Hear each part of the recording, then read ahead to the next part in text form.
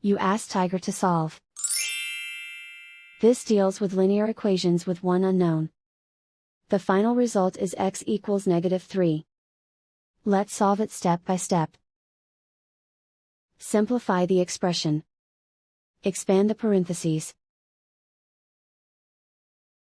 Simplify the arithmetic. Multiply the coefficients. Group like terms. Combine like terms. Group all constants on the right side of the equation. Subtract 8 from both sides. Simplify the arithmetic.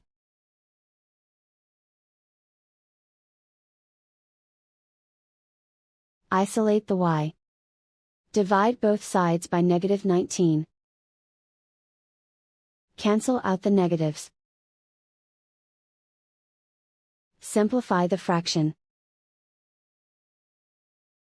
Move the negative sign from the denominator to the numerator. Find the greatest common factor of the numerator and denominator. Factor out and cancel the greatest common factor. And so the final result is x equals -3.